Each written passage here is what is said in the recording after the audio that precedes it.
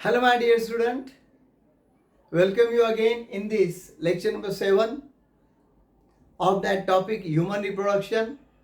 We have been learning regarding the histological part of the testes. तो पिछला video जो है वो ज़रूर देखो लेक्चर नंबर 6 जिसमें मैंने ये पार्ट एक्सप्लेन किया है. अलग अलग लेबल्स भी हमने वहाँ पे दिए थे.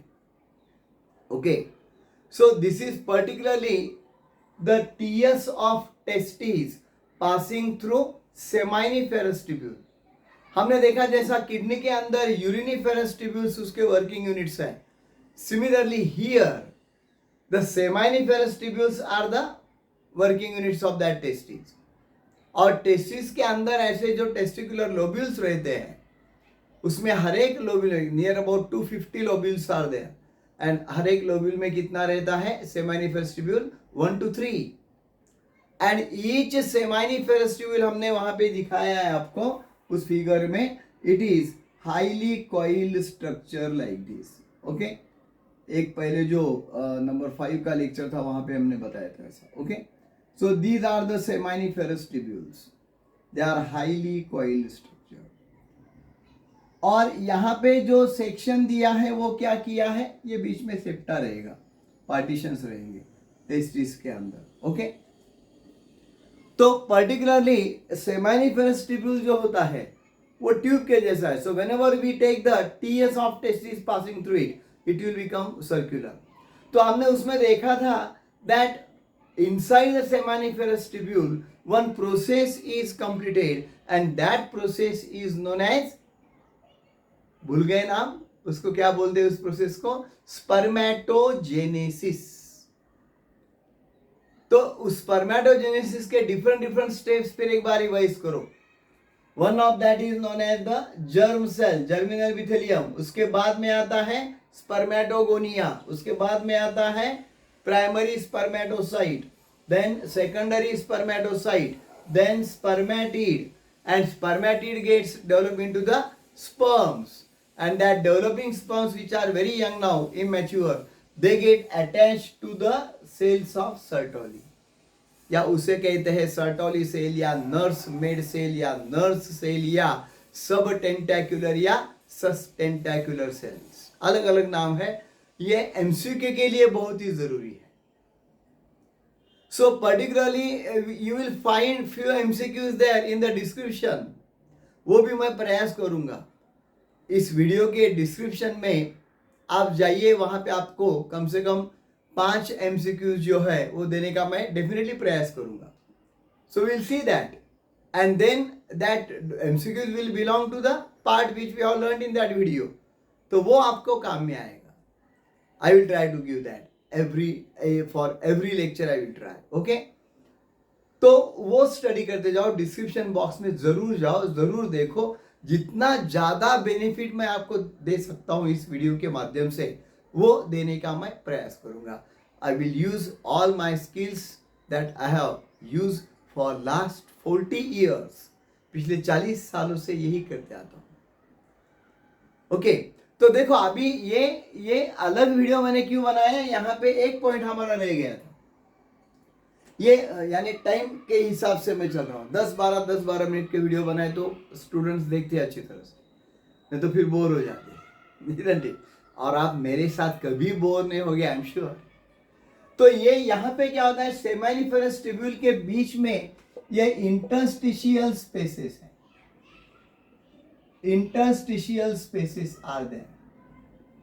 Okay, and that spaces are form by the connective tissue. उसमें कनेक्टिव टिश्यू होता है. That connective tissue contains the blood capillaries. यहां पे उसके ब्लड कैपिलरीज भी होंगे ऐसे कुछ. That blood vessels might be there. Okay, that blood capillaries, blood vessels. Okay, पर सबसे जो इंपॉर्टेंट पॉइंट है वो ये है, they contain typical cells and that cells are known as interstitial cells. okay, उस सेल का नाम क्या है? interstitial cells और cells of Leydig या उसे लेडिग सेल भी कहते हैं. ओके, ये एमसीक्यू में भी आता है। ये सेल्स बहुत ही इंपॉर्टेंट है। क्या बताया मैंने, यानी सेमानिफेरस ट्यूब्यूल जो एकदम कॉम्पैक्टली पैक्ड में, उसमें थोड़ा गैप है। ये जो सेमानिफेरस ट्यूब्यूल्स यहाँ पे है, तो उस सेमानिफेरस ट्यूब्यूल्स में थोड़ा गैप भी है। And in the gap of that gap is called the interstitial space. A connective tissue is there that contains the blood capillaries and the nerve fibers and all, lymph vessels etc. Okay. फिर उसमें जो होता है वो important होता है ये loosely arranged cells group, a group of loosely arranged cells, and that cells are known as interstitial cells. That cells are known as cells of Leydig. Very important. अब ये जो सेल्स ऑफ लेडिग होते हैं, ये क्या काम करते हैं? They are producing that male sex hormone. ये मेल सेक्स हार्मोन्स बनाते हैं। ओके, पर्टिकुलरली जिन्हें एंड्रोजीन्स कहा जाता है। Okay, and that one of the very important one, that name you should not forget all time is throughout the life, is testosterone. That testosterone is very important male sex hormone. Okay, और ये testosterone क्या करता है? It is responsible for what? It is responsible for the masculine nature. ये testosterone hormone जो है वो blood vessel से कैरी किया जाता है। हार्मोन्स एक्चुअली ब्लड से कैरी करते हैं, हमें मालूम है। The enzymes are carried by the duct, but the hormones are carried by that blood. Ductless gland होते हैं ना, एंडोक्राइन ग्लैंड, तो एंडोक्राइन पार्ट है ये। This part is endocrine part, cells of Leydig. Endocrine part present inside the testis is called, correct answer क्या आएगा? Cells of Leydig. Okay, this is the endocrine part present there. Okay, और इसमें ये hormone बनते हैं, male sex hormone, androgens, testosterone. Now remember the testosterone is responsible for what? It is responsible for all that secondary sexual characters, secondary sexual characters which appear at the time of puberty, SSC कहते हैं, that appear at the time, और वो अगर है तो हम कहते कि बच्चा मैच्योर हो गया है। ओके, उसे कहते हैं SSC, secondary sexual character. Generally SSC के एज में आते हैं। ओके, और ये कौन से कैरेक्टर होते हैं? Secondary sexual characters means particularly that development of the beard and the mustaches. दाढ़ी मूछ आने लगती है, facial hairs कहते हैं उसे। Development of the axillary hair. Axillary hair यानी हमारे आर्म पीठ में, बगल में आने वाले बाल जो होते हैं उसे कहते हैं axillary hair. And the pubic hairs, जो कि हमारे जेनाइटल पार्ट, जो प्राइवेट पार्ट है, उसके आजू बाजू में आ जाते हैं। Okay, they are called as the pubic hairs. So ये डेवलपमेंट जो है वो सेकेंडरी सेक्सुअल कैरेक्टर, बचपन से नहीं होता है। बच्चे ने जन्म लिया है तो उसको क्या दाढ़ी मूछ थोड़ी रहती है? नहीं रहती है। तो ये जो है वो एट द टाइम ऑफ प्यूबरिटी ही आता है। अभी अभी आप में कुछ लोगों में आता होगा थोड़ा थोड़ा। ओके, वो कहते हैं, उसे कहते हैं secondary sexual character. Second thing is that it is responsible for masculine behavior, masculine aggressive behavior जो है वो इसकी वजह से है। Deepness of voice जो आता है वो भी इसकी वजह से है, isn't it? कंठ जो फुटला म्हणतो आपण, that is particularly that type of the character where that sound becomes somewhat broad. Okay, basic हो जाता है, मर्दानी आवाज आ जाती है।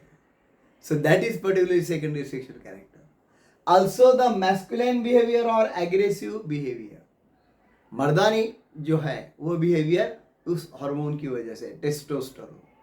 और दूसरी बात सबसे इंपॉर्टेंट, दैट सेक्सुअल एक्साइटमेंट जो भावना है, that is particularly because of that hormone testosterone. Okay, So therefore this hormone is very important, that is carried by the blood, and then that will show its effect. Okay, तो ये अच्छी तरह से पढ़ लो. ये इसके कैरेक्टर्स जो है उसके ऊपर भी क्वेश्चंस आते हैं, एमसीक्यूज आते हैं, even the that give importance of, in one line समझो देना है, Sertoli cell, give importance of Leydig cell, then you must be able to write that answer correctly. Okay, तो यहाँ पे हिस्टोलॉजी ऑफ टेस्टिस का part खत्म होता है.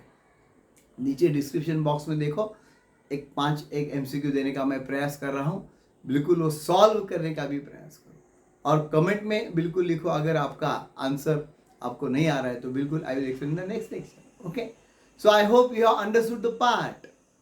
So do like, share and subscribe to my channel.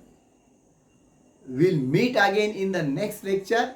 Till then, take care and keep learning. Thanks a lot.